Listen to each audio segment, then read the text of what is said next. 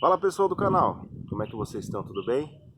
A graça e a paz em o nome de Deus, o nosso Pai, e do seu Filho, Jesus, para você, para toda a sua família e para toda a humanidade. Daniel Meirelles, aqui para a gente ter a nossa reflexão do dia de hoje, dando continuidade, mais uma vez, à nossa série de vídeos referentes ao casamento. Neste vídeo em específico, iremos falar um pouco sobre o relacionamento conjugal entre marido e mulher. Deus, ele colocou aqui um padrão, que deve ser seguido para que o casamento seja um casamento bem sucedido. Aqui nós vamos entender um pouco sobre o papel do homem e o papel da mulher no casamento. Mas antes da gente entender isso aí, vamos entender um pouco mais da queda do homem e da mulher, pois isso nos dá uma dica muito importante referente ao casamento. Vamos abrir aqui as nossas Bíblias, aqui em Gênesis 3, a partir do versículo 16. É Deus dando algumas sentenças para o homem, para a mulher, mas aqui em específico nós vamos ler a sentença que Deus deu para a mulher depois do pecado do Éden. Que diz o seguinte, Gênesis 3, a partir do versículo 16. A mulher, ele declarou: multiplicarei grandemente o seu sofrimento na gravidez. Com sofrimento você dará à luz filhos. Seu desejo será para o seu marido e ele a dominará. Olha que interessante. Isso aqui não é uma opinião. Vamos deixar bem claro aqui. Aqui eu não vou deixar nenhuma opinião. Vou simplesmente mostrar a vontade de Deus. E aí você decide se você quer seguir ou não. Mas a vontade de Deus é essa. Então, a partir do Éden, pois Eva foi a primeira que pecou na humanidade e também influenciou o seu marido a pecar por conta disso, logicamente não estou tirando aqui os méritos negativos de Adão. Obviamente ele teve muito neste pecado, mas por conta simplesmente, o critério que Deus utilizou neste momento é simplesmente que ela foi a primeira a ter pecado. Então por conta disso, aqui a gente vê no versículo 16 que primeiramente ela vai ter sofrimento para dar luz.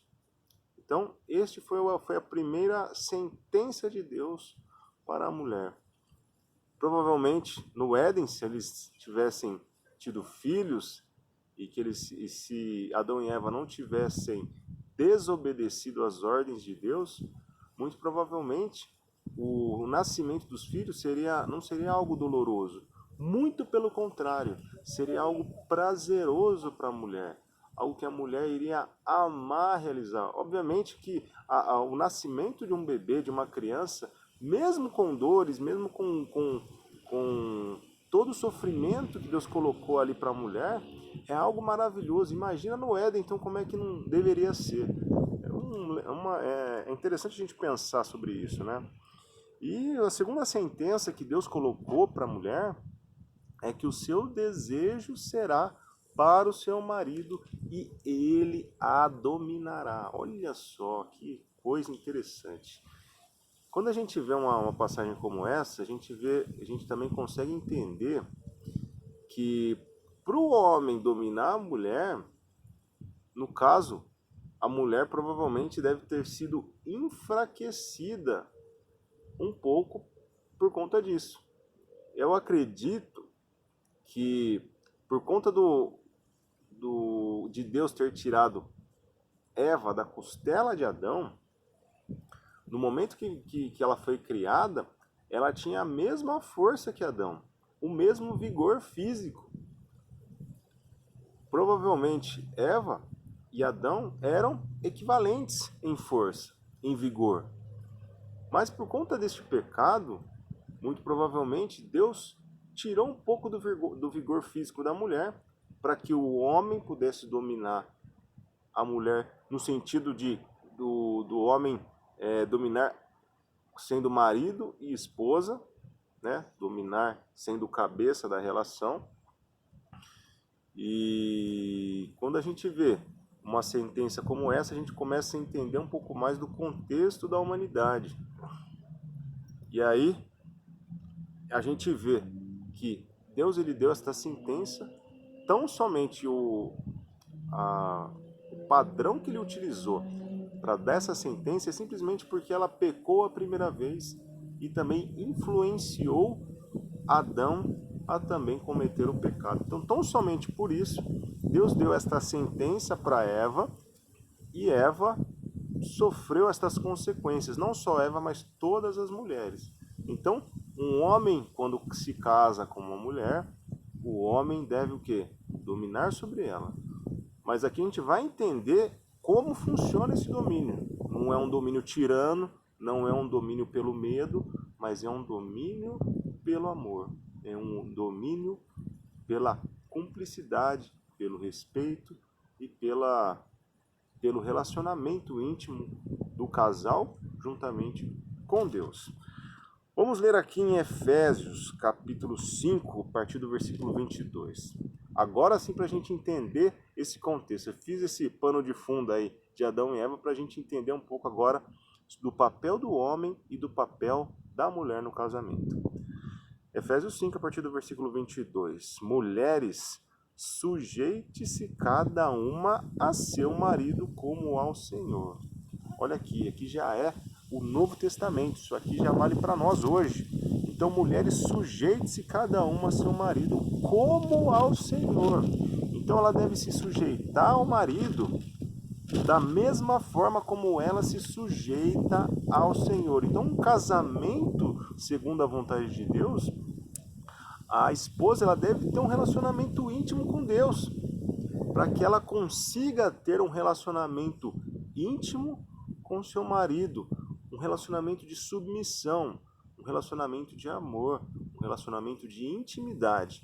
E essa intimidade, para ser segundo a vontade de Deus, a mulher deve se sujeitar ao marido, como ao Senhor. Então nós nos sujeitamos ao Senhor em tudo, e a mulher também deve se sujeitar ao marido em tudo. Mas vamos entender agora o papel do marido, porque devemos entender tudo num contexto só. Porque se a gente pega um versículo fora de contexto, a gente faz um pretexto que não é a vontade de Deus. Então nós devemos entender isso aí como um globo, um total. Então, essa aqui é a função da mulher. Agora vamos entender a função do marido. Mulheres sujeitem-se cada um a seu marido como ao Senhor, pois o marido é o cabeça da mulher, como também Cristo é o cabeça da igreja, que é o seu corpo, do qual ele é o Salvador. Então olha aqui, ó, da mesma forma como o marido deve ser a cabeça da mulher, como também Cristo é a cabeça da igreja, que é o seu corpo. Então ele fez um comparativo. Vamos lembrar que o relacionamento entre Deus e o povo dele, ele sempre faz um comparativo de casamento. Sempre faz um comparativo em que Deus ele é um noivo esperando a sua noiva se arrepender, se preparar para se encontrar com ele. E aqui mais uma vez ele faz essa analogia entre o relacionamento de Deus Pai com a sua igreja, com o seu povo, mostrando aqui um relacionamento entre marido e mulher, e aqui da mesma forma há o que? Um comparativo entre a igreja e Jesus e o marido e a mulher. E aqui ele fala do qual ele é o Salvador. Assim como a igreja está sujeita a Cristo, olha só, a igreja está sujeita em tudo a Cristo, ou pelo menos deveria estar. Também as mulheres estejam em tudo sujeitas a seus maridos. Em tudo sujeitas a seus maridos. Então aqui a gente vê também um cumprimento daquela sentença de Adão e Eva, mostrando que a mulher continua sendo sujeita ao marido. Agora nós vamos entender o contexto do marido para a gente fazer o quê? Junção desse quebra-cabeça. A gente não pode nunca ler este versículo longe dos demais versículos que eu vou ler agora. Capítulo 5, 25. maridos, olha agora, maridos, ame cada um a sua mulher. Cada um a sua mulher. Então mostra aí também um relacionamento monogâmico e um relacionamento heterossexual. Cada homem amando a sua mulher. Então um homem e uma mulher. Voltando ao mandamento raiz, ao dispositivo raiz, melhor dizendo, do Éden, entre o homem e a mulher se juntando, formando uma só carne. Então, função do marido, amar cada um a sua mulher, assim como Cristo amou a igreja e entregou-se por ela, para santificá-la, tendo-a purificado pelo lavar da água mediante a palavra, e para apresentá-la a si mesmo como igreja gloriosa, sem mancha, sem nem ruga ou coisa semelhante, mas santa e inculpável. Da mesma forma, os maridos devem amar cada um a sua mulher como a seu próprio corpo. Quem ama a sua mulher, ama a si mesmo. Olha que interessante. Então, olha a função do marido. A função do marido ela é muito, muito, muito pesada. Assim como a função de Jesus foi a mais pesada comparado com a função da igreja, assim é a função do marido. Da mesma forma, o marido ele deve se entregar completamente à sua esposa, deve se sacrificar. Se tiver um prato de comida, quem come é a esposa. Se for para morrer um dos dois, quem morre é o marido. Então, olha só o amor que o marido tem que desprender para sua esposa. Quando a sua esposa ela percebe o amor que o marido tem que dar para ela, sem dúvida alguma, ela vai ter o prazer de ser submissa a este marido. Então, cada um tem que fazer o seu papel. Agora, não é porque o marido deixa de fazer o papel dele que a esposa deve deixar de fazer o papel dela, de maneira nenhuma. Da mesma forma, o marido não pode deixar de fazer o seu papel se a sua esposa não estiver fazendo. Ambos devem fazer de uma forma ordeira, devem fazer com prazer de realmente fazer a vontade de Deus.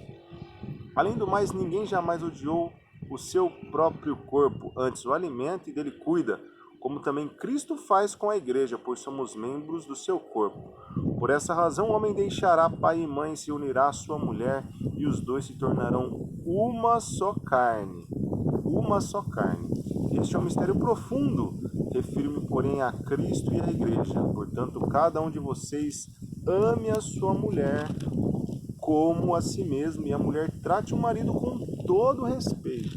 Então, a mulher, ela deve tratar o marido com todo respeito, ela deve submissão a ele, e o marido deve se sacrificar pela sua mulher, deve amar a sua mulher, deve colocar a sua mulher com toda a proteção, com todo o amor, se sacrificar, dar a sua vida, assim como Cristo deu a vida para a igreja. Simples assim. É só a gente olhar para a vida de Cristo e nós olhamos o marido perfeito, olhamos a conduta perfeita de um marido.